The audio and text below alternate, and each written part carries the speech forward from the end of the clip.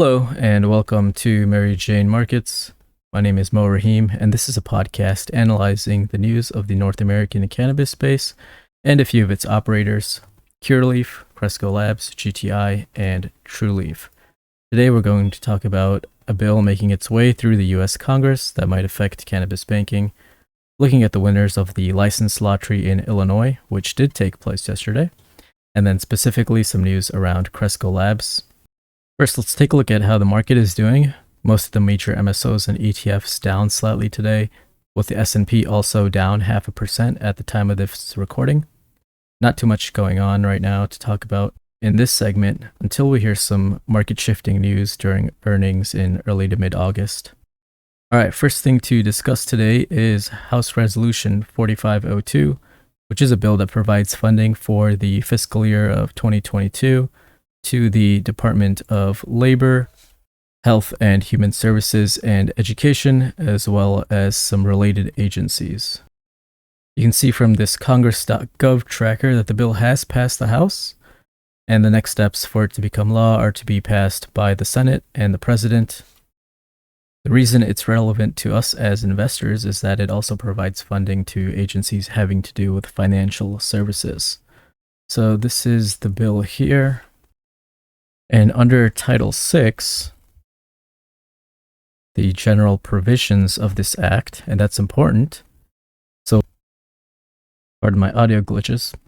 So this is important because what we're talking about pertains to all of the agencies appropriated for here and not just a specific agency. And if we go further down to Section 629, this is the section that's caught the attention of investors, and I'll just read it here. Section 629 says, "None of the funds made available in this act may be used to penalize a financial institution solely because the institution provides financial services to an entity that is a manufacturer, a producer, or a person that participates in any business or organized activity that involves handling hemp, hemp-derived cannabidiol products, other hemp-derived cannabinoid products, marijuana products, or marijuana proceeds, and engages in such activity pursuant to a law established by a state, political subdivision of a state, or Indian tribe." In this section, the term state means each of the several states, the District of Columbia, and any territory or possession of the United States. So this seemed to me to be a similar approach to what we saw with the Cole memo on the enforcement side, where no laws are being changed, and they're effectively saying they're going to be hands-off as long as these parties are abiding to local laws.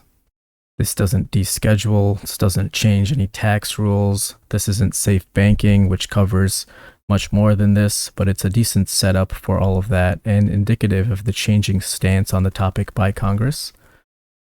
So something like this might become a staple in other funding bills for other agencies as well. What does this mean? I think that's still a bit up in the air right now.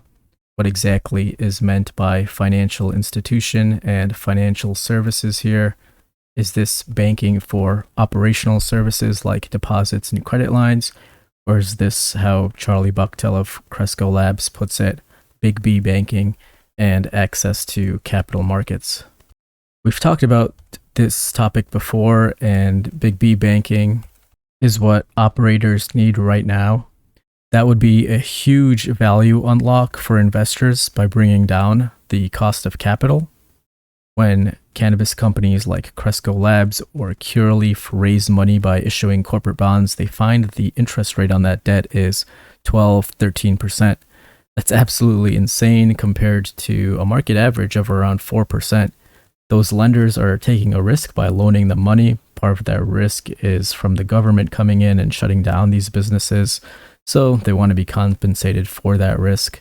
That makes raising debt this way unattractive for operators, and it's why we've seen so many equity offerings, though of course that dilutes existing shareholders. So access to those capital markets is vitally important and would bring down the cost of debt, which brings down the cost of capital, which brings down the discount rate and pushes up the value of the company. This is why access to capital markets should be a big deal to investors. That's my take anyway on the financial services side of it.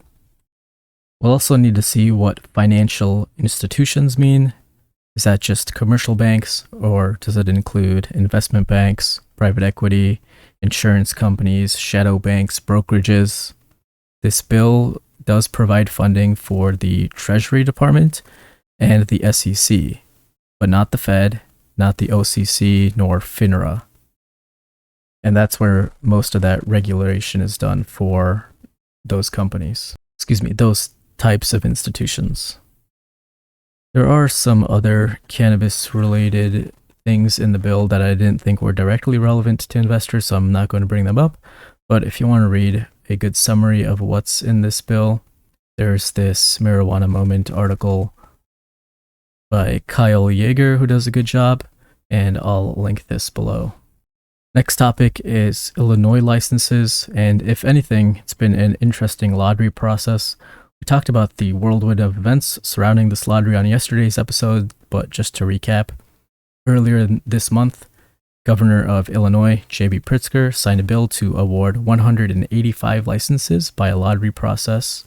The first of 3 lotteries was scheduled for yesterday, and then there was a lawsuit brought, which was dropped earlier in the week, and then another lawsuit yesterday, and an order by a judge to stop the awarding process until a decision is made on that. But the lottery itself could still go on, and it did.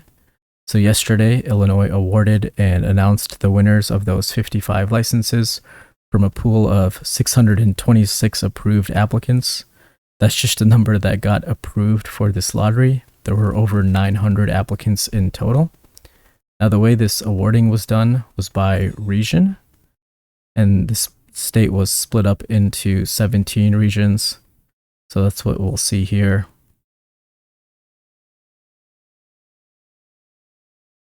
For each of these regions, they've awarded a different number of licenses. Region 5 here, the Chicago, Naperville, Elgin region, is the most populous and probably the most desirable. And this is where a large number of those licenses were awarded. I'll quickly scroll through this and pause the video if you want to read this. But I'll drop the link below as well. Now, the bad news. Left off of this list is Cresco Labs, GTI, and Curaleaf. Those are 3 of the 4 companies I cover here that operate in Illinois. So none of those MSOs were awarded a license, which is a huge disappointment, but not a total loss. Illinois is not a state that requires a vertical integration, and Cresco Labs and GTI have been quite successful at getting their products on the shelves of third-party dispensaries. So they can still grow in the state by wholesale means, which isn't as attractive as also capturing those retail margins, but with the lottery process, that's just the way it goes. My next update is on recent filings that Dominique Sergi, a former director at Cresco Labs, has been dumping his shares in the company and what that might mean. I'm really just taking this at face value. This is pretty typical when people leave boards and companies, especially when their compensation during their tenure was heavily stock-based, so looks like he's just got a nice stack of cash to enjoy his retirement, and I wouldn't read into this news at all. Staying with Cresco, they did provide an updated investor presentation deck for July 2021. I'll link it below if anyone listening wants to learn about the company. This is a good place to start and provides a 10,000 foot view of what their operations are like. All right, that's it for today. If you like the content, please share this out. Word of mouth is really the only way I have of growing and keeping this thing going. If you want to reach out to me, my Twitter is @MJMarkets. Enjoy your weekend, and I'll talk to you guys again on Monday, August 2nd.